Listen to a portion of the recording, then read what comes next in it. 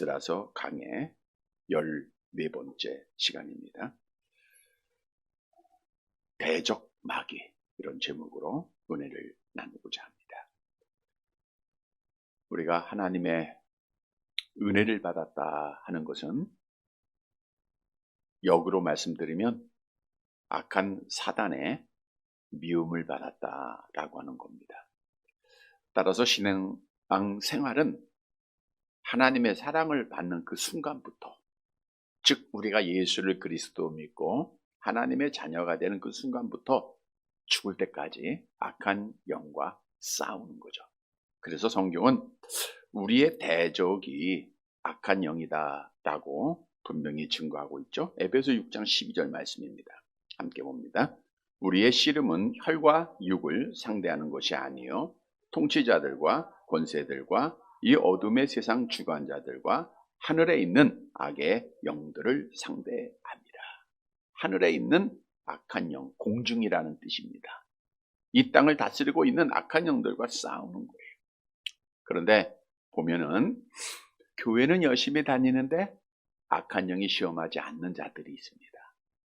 이것은 악한 영도 지식을 가지고 있기에 누구보다도 우리를 잘 알아요. 아, 저 사람은 시험할 필요가 없다. 이 말은 뭐예요? 신앙생활 잘한다는 거예요? 못한다는 거예요? 못한다는 거죠. 가치를 못 느껴, 악한 영도. 그냥 놔두면 그냥 멸망받을 자야. 그러니까 가만히 놔두는 사람들이 있어요. 그러나 하나님 앞에 가까이 나가려고 발걸음을 뛰는 순간 악한 영도 잠자고 있다가 발걸음을 같이 띱니다. 예배 드리려고 하면 발걸음 같이 뛰고요. 기도하려고 하면, 하나님의 말씀 전하려고 하면, 어떻든 성경을 좀 보려고 하면 여러 가지 시험들을 해요. 그래서 우리가 악한 영과 싸우는 거예요. 잘 아시는 대로 악한 영은 하나님이 창조하신 건 아닙니다. 6일 창조해 보니까 하나님의 악한 영을 창조한 적이 없어요. 그러나 6일 창조 직후에 하나님께서 창조한 천사가 타락을 하게 됩니다. 구체적으로 말씀드리면 천사 중에 가장 높은 계급을 가진 자가 있어요. 루시퍼라고 하는 이름을 가진 계명성, 우리 성경에 보면 계명성으로 나와 있는데 이 루시퍼입니다. 사실은 이 천상에서 천사가 창조함을 받은 목적이 뭘까요? 하나님을 찬양하고 하나님을 높이는 일을 하는 거예요. 그러니까 하나님은요, 찬송을 받으시기 위해서 우주 천지 만물을 창조하셨어요. 그러니까 천사도 하나님 찬양해야 되고요, 만물도 하나님을 찬양해야 되고, 우리도 하나님을 찬양해야 되는, 그게 우리의 목적입니다. 하나님의 목적이에요. 그런데 이 천사장 루시퍼, 즉 계명성이 자기가 하나님이 되려고 높아지려고 하다가 하나님 앞에 심판을 받아서 땅에 떨어지게 됐다라고 성경은 증거하고 있죠. 우리 이사야서 14장 12절에서 15절까지 말씀입니다. 그건 천사가 타락한 내용의 말씀을 기록하고 있는 건데 함께 보십시다. 너 아침의 아들 계명성이여, 어찌 그리 하늘에서 떨어졌으며 너 열국을 엎은 자여, 어찌 그리 땅에 찍혔는고. 내가 네 마음에 이르기를 내가 하늘에 올라 하나님의 뭇별 위에 내 자리를 높이리라. 내가 북극 지폐의 산 위에 앉으리라. 가장 높은 구름에 올라가 지극히 높은 이와 같아지리라 하는 도다. 그러나 이제 네가 스올 곧 구덩이 맨 밑에 떨어짐을 당하리로다. 천사장 계명성 루시퍼가 하나님처럼 지극히 높아지려고 했던 거예요. 가장 높은 자리에 하나님이 계신데 그 자리에 자기가 올라가서 찬양을 해야 될 때가 받기를 원했던 거예요. 그러니까 교만이죠. 그러니까 성경은 교만한 자를 하나님 반드시 심판하세요. 그런데 이 계명성이 심판을 받을 때 자기 혼자 떨어진 게 아니더라고요. 성경은 요한계시록 12장 4절을 볼까요? 같이 봅니다. 그 꼬리가 하늘의 별 3분의 1을 끌어다가 땅에 던지니라. 그러니까 루시퍼가 떨어지면서 천사 중 3분의 1을 같이 타락시킨 거예요. 그래서 천사의 수는 우리가 헤아릴 수가 없듯이 이 악한 영들의 수도 헤아릴 수가 없는 겁니다. 그래서 천사의 3분의 1이 떨어져서 악한 영이 되었다라고 성경은 증거하고 있어요. 여기까지 성경이 우리에게 알려주는 내용입니다. 6일 창조 직후. 그래서 이 악한 영이 이제 우리의 첫사람 아담을 시험하지 않습니까? 자, 이 천사를 우리가 사단이라고 할 때는 악한 영의 우두머리, 즉 루시퍼를 말하고 있는 것이고요. 하나님을 대적하는 자, 하나님을 대적한다 이런 뜻을 가지고 있죠. 고발하는 자 이런 뜻입니다. 또 사단의 지시를 받아서 성도들과 싸우는 것은 마귀들이라 그랬고요. 또 마귀와 싸워서 패하게 되면 우리 안에 악한 영, 즉 귀신들이 들어오게 되죠. 자, 그래서 우리의 대적은 마귀들이에요. 우리는 항상 마귀들과 싸우는 거예요. 그런데 중요한 사실은 마귀들과 싸워서는 반드시 이겨야 된다는 거예요. 반드시 이겨야 돼요. 우리가 오늘 부른 찬송가에서도 이기는 그들에게는 내가 흰옷을 입혀주겠다라고 말씀하고 있듯 성경도 우리에게 약속을 하고 있죠. 요한계시록 21장 7절 함께 봅니다. 이기는 자는 이것들을 상속으로 받으리라. 나는 그의 하나님이 되고 그는 내 아들이 되리라. 이기는 자, 하나님의 아들이 돼요. 천국에서 하나님 앞에 흰옷을 입어 하나님을 영원히 찬양하는 자가 되는 거예요. 그래서 우리가 악한 영과 싸우면서 반드시 이기는 성도들이 되시길 바랍니다. 오늘 본문으로 가보면 하나님의 나라 확장을 방해하는 사마리아 사람들, 하나님의 사랑과 대적이니까 악한 마귀죠. 그러니까 마귀에 의해서 행하는 행동들입니다. 악한 영에 의해서 행하는 행동들이에요. 이 사마리아 사람들이 어떠한 방법으로 우리를 시험하고 있는가를 알려주고 있는 내용이에요. 따라서 우리가 저걸 잘 알아야 되겠죠? 오늘 말씀을 통해서 우리의 대적 악한 영을 바로 알고 잘 준비해서 모든 악한 영과의 싸움에서 승리하여 흰옷 입고 영원히 하나님을 찬양하는 우리 성도들이 되시기를 간절히 바랍니다. 첫째 대지로 악한 영은 끝까지 시험한다는 거예요. 끝까지 시험합니다. 본문 6절 말씀을 보도록 할게요. 에스라 4장 6절입니다. 같이 봅니다. 또 아하스 에로가 즉위할 때에 그들이 글을 올려 유다와 예루살렘 주민을 고발하니라. 아하스 에로가 즉위할 때, 왕이 되자마자 이런 뜻이거든요. 포로귀한 이스라엘 공동체를 파괴하려고 틈을 보던 사마리아 사람들은 이제 아하스 에로 왕이 즉위하자마자 즉각적으로 또 시험을 시작한 거죠. 자, 아하스 에로 왕은 페르시아, 성경에 바사라고 나와 있죠. 페르시아 제국의 4대 왕입니다. 이들은 고레스 왕에 의해서 예루살렘으로 귀환하여 성전을 건축하려고 했던 자들을 시험하기를 시작한 거예요. 1대부터 시작을 해서 지금 4대까지 왔다 그 뜻이에요. 자, 본문의 내용은 주전 536년에 사마리아인들의 예루살렘 성전 방해 사건이 1절에서 5절에 있던 사건입니다. 이게 주전 536년에 일어난 사건이에요. 그리고 아하스에로 왕이 즉위할 때는 그로부터 50년이 지난 주전 이제 예루살렘 성전 건축하고 이제 50년이 지난 사건입니다. 다시 말해서 주전 536년에 예루살렘 성전이 건축을 시작했고 사마리아 사람들이 방해를 했어요. 근데 그 방해를 받았음에도 불구하고 결국 하나님의 성전은 20년 만에 주전 516년에 건축이 됩니다. 그리고 나서 또 30년이 지나요. 오늘 본문에 아하스에로 왕이 즉위할 때가 고레스 왕으로부터 50년이 지난 예루살렘 성전이 재건되고 30년이 지난 사건을 말하고 있는 거예요. 그래서 지난주에 5절까지 말씀을 드렸고 새로운 사건입니다. 그러니까 이들이 방해한 것은 예루살렘 성전 재건을 처음부터 방해했지만 그건 안 됐잖아요. 뜻대로 안 되고 재건이 됐죠. 30년이 지나서 그들이 방해한 것은 예루살렘 성전 재건을 방해한 것이 아니라 예루살렘 성벽 재건을 방해했다 그 뜻입니다. 그래서 오늘 본문의 말씀은 예루살렘 성벽을 재건하는 이스라엘 백성들을 사마리아 사람들이 방해한 사건, 그 사건을 기록하고 있는 겁니다. 하나님의 성벽, 예루살렘 성벽은 하나님의 성벽이에요. 하나님을 지키기 위해서, 믿음을 지키기 위해서 꼭 필요한 거죠. 근데 이것을 끝까지 집요하게 방해했다고 하는 사실입니다. 자, 그들이 이제 아하스에로 왕에게 오늘 본문에 보니까 글을 올려 유다와 예루살렘 주민을 고발하다. 이 고발하다라는 것은 대적하다, 고소하다 이런 뜻인데 이것이 사단이라고 하는 뜻과 동일한 의미입니다. 우리 스가랴서 3장 1절 말씀을 볼까요? 같이 봅니다. 대제사장 여호수아는 여호와의 천사 앞에 섰고 사단은 그의 오른쪽에 서서 그를 대적하는 것을 여호와께서 내게 보이시니라. 그러니까 대제사장 여호수아는 여호와의 천사 앞에서 사단은 오른쪽에 서서 누구를 고발해요? 제사장 여호수아를 고발하는 거예요. 그게 대적, 그게 사단의 일이에요. 그러니까 사단은 많은 일들을 하지만 가장 큰 일 중에 하나가 하나님의 자녀들의 연약함을 고발하는 거예요. 하나님 앞에. 우리가 욥기서로 가보면 그 내용을 잘 알 수가 있어요.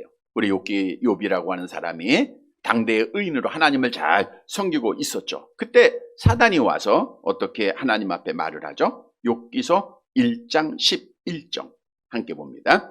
주의 손을 펴서 그의 모든 소유를 치소서 그리하시면 틀림없이 주를 향하여 욕하지 않겠나이까. 욥이 많은 재물을 가지고 있고 자녀도 많고 해서 잘 먹고 잘 살으니까 하나님 잘 섬길 거 아닙니까? 그러니까 주의 손을 들어서 한번 시험해 보세요. 그러면 욥이 하나님 부인하고 떠날 겁니다. 그럼에도 불구하고 욥이 떠나요 안 떠나요? 사단의 계획이 수포로 돌아가요. 그러면 하나님 앞에 내가 졌습니다. 패배를 인정하는 게 아니에요. 또 찾아와서 또 고발합니다. 욥기서 2장 5절 함께 봅니다. 이제 주의 손을 펴서 그의 뼈와 살을 치소서 그리하시면 틀림없이 주를 향하여 욕하지 않겠나이까.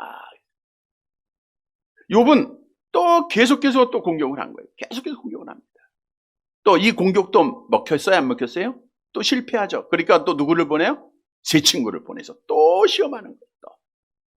욥을 죽일 때까지 시험하는 게 악한 영의 사역이에요.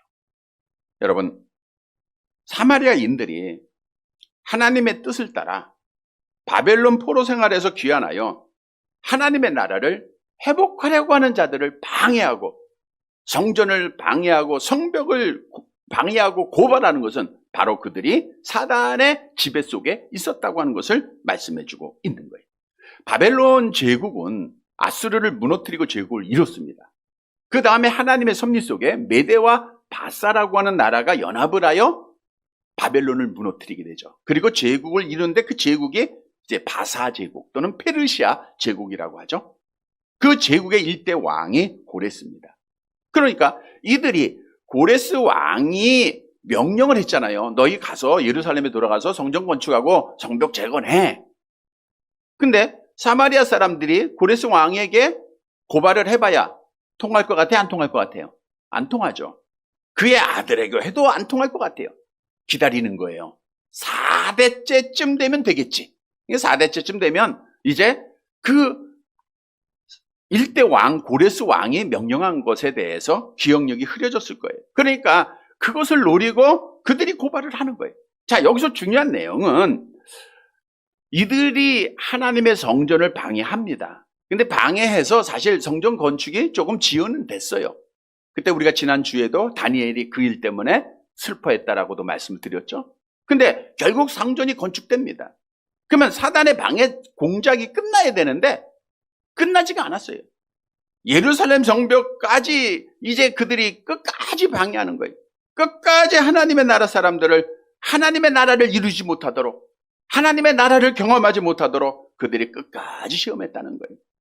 사마리아 사람들은 그 이후에도 계속해서 이스라엘 백성의 대적자, 악한 영에 속한 자로 남아있죠. 자, 이 말씀은 우리에게 무엇을 교훈하는가 하면 악한 영은 죽을 때까지 나를 시험한다는 거예요. 여러분 이 사실을 분명히 아셔야 됩니다. 악한 영은 죽을 때까지 시험합니다. 시험 안 당하려면 어떻게 하면 돼요? 믿음 생활 안 하면 돼요. 그럼 같이 지옥 떨어지는 거잖아요. 그러니까 우리가 천국 가려고 믿음 생활 잘하고 정말 바른 길을 가려고 하면 악한 영은 우리를 끝없이 시험한다는 거예요. 우리 예수님의 예도 보세요. 예수님 공생애 시작할 때 금식 기도를 마치자마자 찾아온 게 누구예요? 악한 영이 찾아왔잖아요. 그리고 3가지 시험을 합니다. 완전 패배했어요. 그렇다고 해서 악한 영이 떠납니까? 공생의 기간 중에 얼마나 많은 시험을 합니까? 조롱도 하고 모욕도 보내고 끝까지 결국은 십자가에 죽이기까지 거짓 증인을 세워서 악한 영이 그렇게 하지 않았습니까? 끝까지 한다, 끝까지. 따라서 주의 자녀가 하나님의 약속하신 천국문에 들어가기 위해서는 마귀의 시험에 절대로 무너지지 말고 그래서 이겨야 되는 거예요. 자, 그러면 이렇게 끝까지 우리를 대적하는 악한 영의 시험을 어떻게 이길 수 있을까? 성경은 깨어 있어야 할 것을 우리에게 말씀합니다. 여러분, 악한 영의 시험의 강도는 점점 커져요. 점점 커집니다. 그래서 우리도 더욱더 깨어서 기도해야 돼요. 우리 예수님께서도 십자가의 그 피 흘리심을 아시고 겟세마네 동산에서 마지막 기도하시잖아요. 다른 어떤 기도보다도 더 간절한 기도예요. 기도를 마치시고 제자들에게도 말씀했잖아요. 너희는 뭐하라? 시험에 들지 않게 깨어 기도하라. 시험에 들지 않게 깨어 기도하라. 근데 베드로라고 하는 사람은 깨어 기도하지 않았다가 시험에 들었죠. 시험에 들어서 예수님을 부인하고 저주하게 되잖아요. 그걸 경험한 베드로는 베드로서를 통해서 이렇게 우리에게 교훈해 주고 있어요. 베드로전서 5장 8절 함께 봅니다. 근신하라, 깨어라. 너희 대적 마귀가 우는 사자같이 두루다니며 삼킬 자를 찾나니. 이미 자기가 기도하지 않았다가 넘어짐을 경험했기 때문에 그 경험 속에서 나온 간증이에요. 근신하라, 깨어라. 너희 대적 마귀가 우는 사자같이 두루다니며 삼킬 자를 찾고 있다. 근신하라는 것은 세상에 취하지 말고 정신 차려라. 그래야 기도가 되는 거예요. 우리가 세상에 미쳐 있고 우리가 예수님께서도 4가지 밭 비유에서 가시떨기에 떨어진 그 씨앗은 염려, 걱정, 근심 속에서 정신을 못 차리다가 열매를 맺지 못하지 않습니까? 그래서 기도하기 위해서는 세상에 취하지 말아야 돼요. 세상 것을 많이 바라보면 누구라도 유혹을 당한다 그랬죠? 우리는 주님만 바라봐야 돼요. 깨어라라는 것은 잠들지 않은 상태. 물론 육신적으로 우리가 늘 깨어있다 이 뜻이 아니라 영적으로 날마다 깨어있는 것을 말하고 있습니다. 여러분, 지금은 정말로 마지막 때입니다. 되어지는 일들을 보면 너무나도 그 말씀이 점점 가까워지고 있죠. 우리가 성경을 통해서 예수님이 문고리를 좀 잡고 계시다. 이게 실제적으로 느껴지는 시간이 점점 가까이 오고 있는 거예요. 이 시간까지 우리는 깨어 있어야 돼요. 악한 영은 마지막까지 발악을 합니다. 더 크게 발악을 해요. 자기 자식으로 만들기 위해서 하나님의 자녀들을 끝까지 시험을 하는데 그 강도가 세져요. 그래서 우리는 세상 일에 빠져있지 말고 깨어 기도해야 돼요. 베드로전서 4장 7절도 말씀하고 있죠. 함께 봅니다. 만물의 마지막이 가까이 왔으니 그러므로 너희는 정신을 차리고 근신하여 기도하라. 여기 가까이 왔다라는 성경의 모든 말씀들을 보면 완료 시제예요. 이제 마지막 시간이 다 왔다. 이미 왔다 그거야. 이미 왔어요. 그러니까 우리가 해야 할 일은 정신 차리고 기도하는 거예요. 왜 우리가 기도해야 되느냐? 기도할 때 하나님의 능력이 우리에게 임해요. 성경은 기도가 하나님의 능력을 구하는 것이다 라고 말씀해주고 있죠. 역대상 16장 11절 함께 봅니다. 여호와와 그의 능력을 구할지어다. 항상 그의 얼굴을 찾을지어다. 여러분, 마귀들은 나보다 지혜롭습니다. 나보다 힘이 있습니다. 우리가 1대1로 상대해서는 절대로 승리할 수가 없어요. 우리는 능력을 구해야 돼요. 주님의 능력을 구해야 됩니다. 사도 바울이 내게 능력 주시는 자 안에서 내가 모든 걸 살 수 있다라고 고백을 했듯이 주님의 능력을 구하는 것이 방법이 기도입니다. 우리는요, 환경의 지배를 받을 수밖에 없고요. 우리는 연약한 육신을 가진 자들이에요. 우리 힘으로는 절대 싸울 수가 없어요. 대적 마귀와 싸워서 승리하는 것은 하나님의 능력이에요. 예수를 믿는 믿음입니다. 오늘도 우리가 부른 찬송처럼 믿음이 이긴다 그래서 믿음. 그 믿음을 기도하는 자에게 하나님이 주시는 거예요. 근데 성경은 악한 영은 우리를 기도해도 소용없다라고 우리 귀 속에 말하고 있다는 거예요. 욥기서 21장 15절 말씀 보세요. 기도하지 못하게 하죠. 함께 봅니다. 전능자가 누구이기에 우리가 섬기며 우리가 그에게 기도한들 무슨 소용이 있으랴 하는구나. 기도해도 소용없어. 누가 주는 말이에요? 악한 영이 주는 마음이에요. 그래서 우리가 기도를 포기한 자들이 많잖아요. 내 뜻대로 안 되니까 하나님이 살아계시지 않음을 그들이 고백하면서 하나님의 살아계심을 부인하면서 그들이 하나님을 떠나잖아요. 해도 안 되니까 야 이거 하나님이 내게도 안 들어주시는구나. 그리고 기도해서 무슨 소용이 있냐 라고 말하고 있잖아요. 이건 악한 영이 주는 마음입니다. 성경은 분명히 우리가 기도할 때 하나님께서 우리를 건져주시고 우리에게 능력을 주심을 말씀해주고 있죠. 시편 50편 15절 함께 봅니다. 환난 날에 나를 부르라. 내가 너를 건지리니 내가 나를 영화롭게 하리라. 시편 20편 1절 계속 봅니다. 환난 날에 여호와께서 내게 응답하시고 야곱의 하나님의 이름이 너를 높이 드시며. 여러분, 마귀의 시험이 있다 할지라도 우리가 절망할 필요가 없는 거예요. 과정 속에서 실패 속에서 좌절하지 말아야 돼요. 우리에겐 누가 계세요? 예수님이 계세요. 마귀의 시험을 당당하게 이기신, 죽음의 권세를 이기시고 부활하신 그 주님이 우리의 힘이 되시는 거예요. 우린 그분께 기도하면 됩니다. 악한 영은 끝까지 우리 시험할 거예요. 이거 잘 하셔야 돼요. 오늘 하나님이 알려주잖아요. 죽을 때까지 시험합니다. 기도로 깨어서 주의 능력으로 악한 영과 싸움에서 승리하는 성도들이 되시기를 간절히 바랍니다. 두 번째로는 악한 영은 시험을 할 때 교묘하게, 간교하게 시험을 한다는 거예요. 본문 7절 말씀을 보도록 할게요. 7절.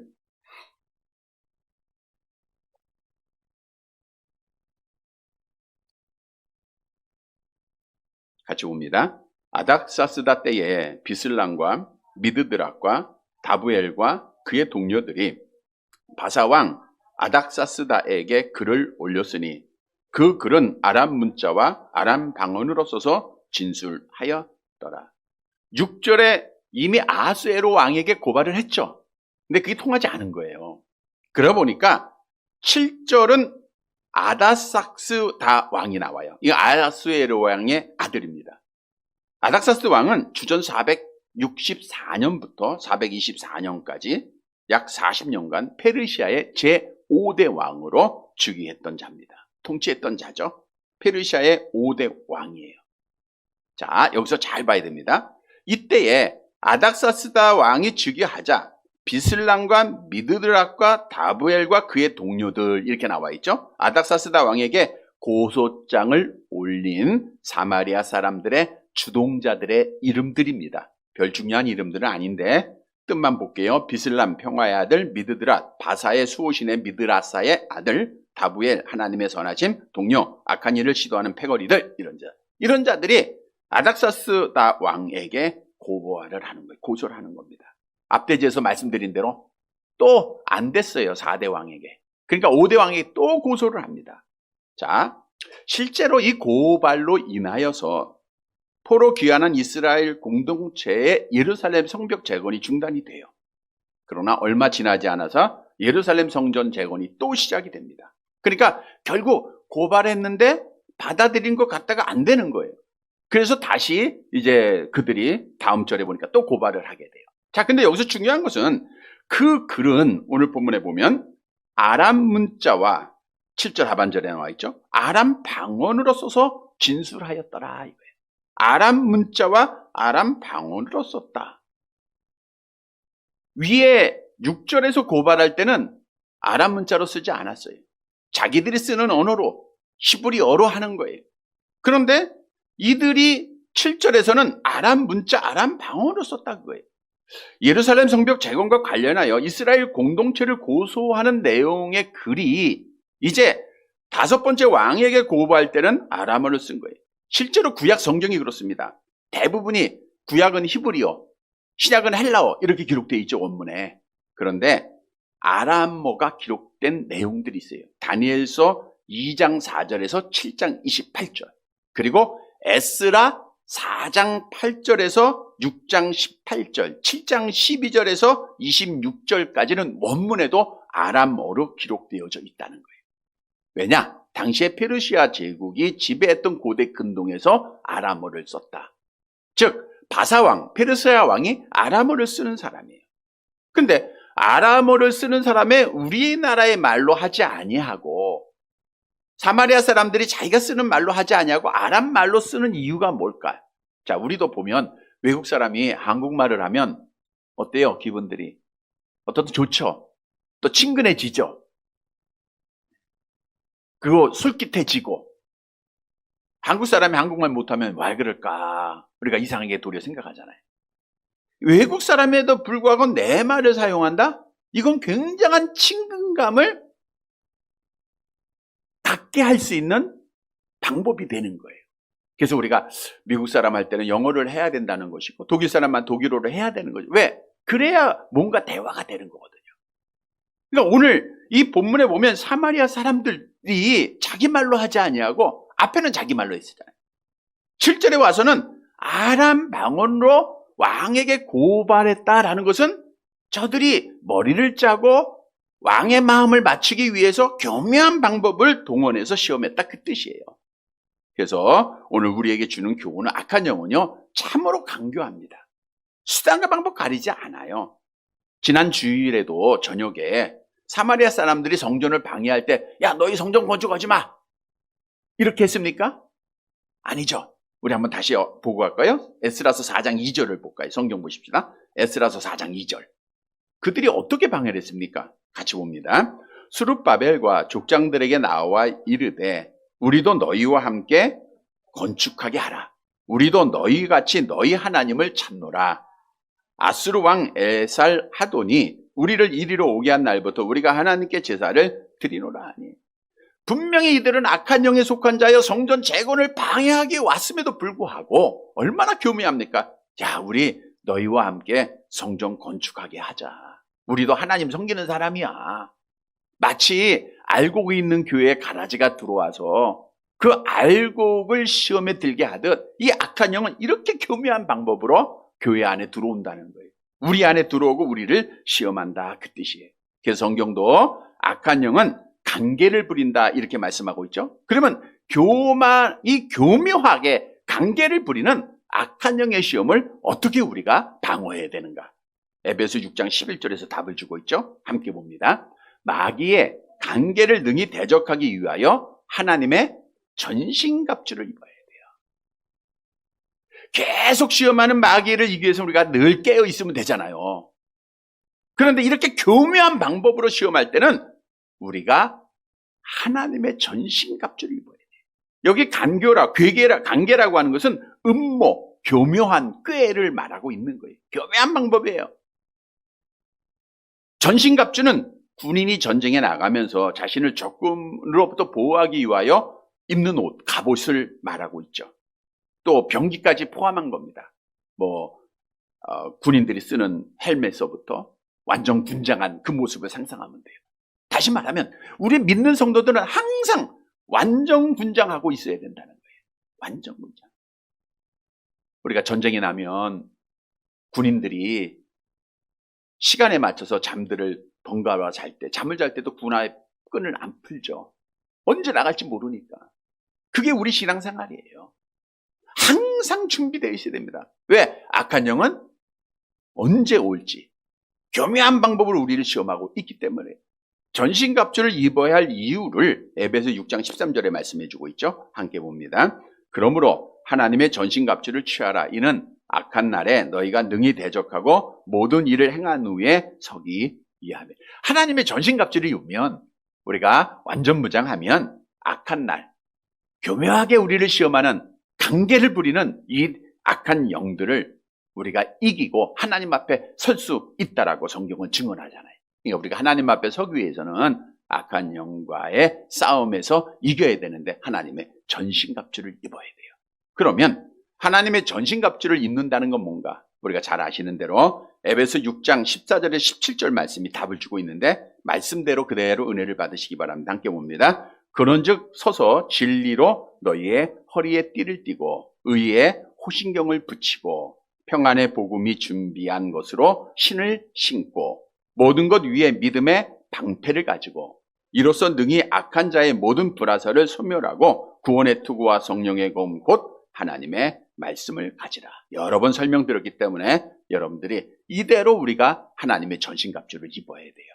구원의 투구를 써야 되고 성령의 검 하나님의 말씀을 가지고 있어야 되고 복음의 신을 신고 있어야 되고, 이렇게 준비되면 악한 영이 아무리 관계를 부려도 넘어지지 않고 승리하는 줄 믿으시기를 바랍니다. 성도 여러분, 하나님의 전신갑주 입고 교묘하게 우리를 시험하는 악한 영의 시험에서 승리하여 우리 하나님께 영광을 돌리는 사랑하는 성도들이 되시기를 간절히 바랍니다. 세 번째로, 악한 영은 전방위적으로 시험을 한다는 거예요. 이 시험의 방법이 너무너무 큽니다. 전방위적으로 해요. 자, 본문 말씀드린 대로 6장 본문 4절, 우리 8절서부터 6장 18절까지는 원문에는 아람으로 기록되는 것을 다시 한번 기억하시고요. 8절 말씀 봅니다. 8절 같이 봅니다. 방백 르홍과 서기관 심세가 아닥사스다 왕에게 올려 예루살렘 백성을 고발한 그 글에, 우리 앞절에서 고발했다 그랬죠? 아람어로 써가지고 고발을 합니다. 자, 여러 사람을 통해서 상소를 올렸지만 응답이 없어요. 그래서 더 비중 있는 자들이 재차 상소를 했다, 그 뜻입니다. 방백은 백성을 다스리며 명령하는 자고요. 르홈은 바벨론 우상의 이름입니다. 사마리아 주재 바사 왕국의 행정관이에요. 군사 지위를 가지고 있는 사령관의 직책도 겸허히 가장 높은 자입니다. 그러니까 페르시아 제국의 파송을 받은 사람이 르홈이라고 하는 사람이에요. 서기관도 방백을 보좌하는 책임의 비서인데 심세라고 하는 사람이죠. 태양의 아들. 이도 이제 왕에게, 바사왕에게 직접 보고할 수 있는 그런 특권을 가지고 있는 자입니다. 그런데 이들은 사마리아 사람에게 뇌물을 받아요. 우리가 지난주에 뇌물 줬다 그랬죠? 한번 볼까요? 5절 말씀, 에스라서 4장 5절을 보세요. 5절 같이 봅니다. 바사왕 고레스의 시대로부터 바사왕 다리오가 즉위할 때까지 관리에게 뇌물을 줬다 그랬잖아요. 그러니까 고레스 왕 때도 뇌물을 줬어요. 이게 잘 통하지는 않았죠. 근데 지금 이제 4대 5대 왕이 될 때 그들이 또 뇌물을 주고 계속해서 관리들에게 뇌물을 주고 거짓으로 왜곡된 조서를 올리게 한 거예요. 뿐만 아니라 이들은 8절의 고소장을 대표해 쓴 사람들이 르움과 심세라고 나와 있죠. 그리고 다른 사람들이 이제 이건 몇 사람이 하면 안 될 것 같아서 우리가 많은 사람을 넣자 해가지고 이제 여러 사람들이 이 일에 동참을 하게 되는데, 자, 9절 말씀 보시기 바랍니다. 9절 같이 봅니다. 방백 르홈과 서기관 심세와 그의 동료 디나 사람과 아바사 사람과 다블렛 사람과 아바세 사람과 아렉 사람과 바벨론 사람과 수산 사람과 대해 사람과 엘람 사람과, 고소장에 르홈, 심세 이렇게 고소인을 쓴 게 아니에요. 그 고소인의 이름 중에는 여러 사람의 지역의 이름들을 다 놓다는 거예요. 디바 사람, 메데 사람 말하고 있죠. 아바사 사람, 또 디블렛 사람, 아바세 사람, 아렉 사람, 바벨론 사람, 수는 모르겠지만 많은 사람의 수가 왕에게 효과 있게 보이려면 많은 사람이, 우리가 진정서도 넣듯 많은 사람이 고발해야 되잖아요. 이렇게 많은 사람이 한 거예요. 거기서 나온 수산 사람이 나오죠. 수산. 여기 수산은 페르시아 왕의 겨울 궁전이 있던 곳입니다. 우리가 잘 아는 사건이 있죠. 에스더서. 에스더에 보면 어떻게 해요? 우리 에스더서 1장 1절 2절 볼까요? 에스더 1장 1절 2절 같이 봅니다. 이 일은 아하수에로 왕 때에 있었던 일이니 아하수에로는 인도로부터 구스까지 127지방을 다스리는 왕이라. 당시 아하수에로 왕이 수상궁에 즉위하고 겨울궁전이 있던 이제 수상궁에서 그가 왕위를 얻게 되죠. 이 곳이 수산성 지역을 말하고 있어요. 대해는 헬라 지역, 엘람은 메소포타미아 남동부 지역입니다. 자, 아주 작은, 정말 이스라엘 백성들 얼마 안 되잖아요. 4만 몇 명 온 거 아니에요.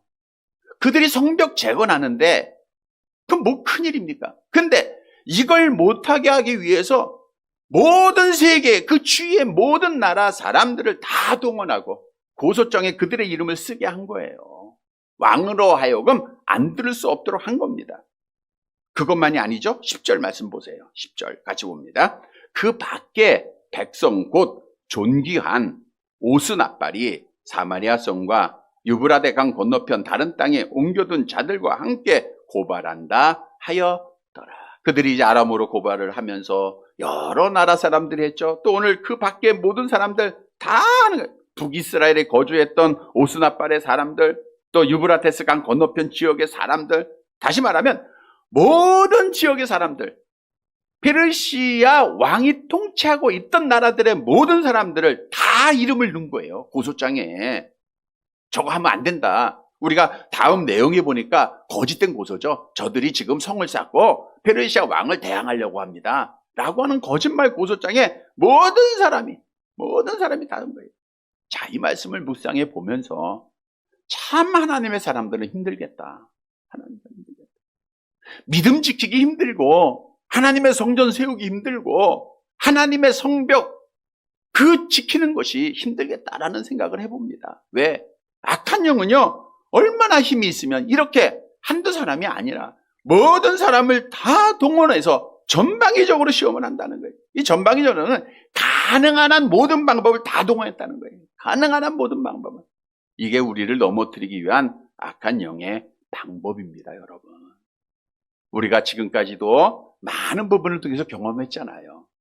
하나님은 우리의 육체를 칠 때 예를 들면 다리만 힘들게 하는 게 아니에요. 팔도 힘들게 하고 손도 힘들게 하고 허리도 아프게 하고 온몸을 다칩니다.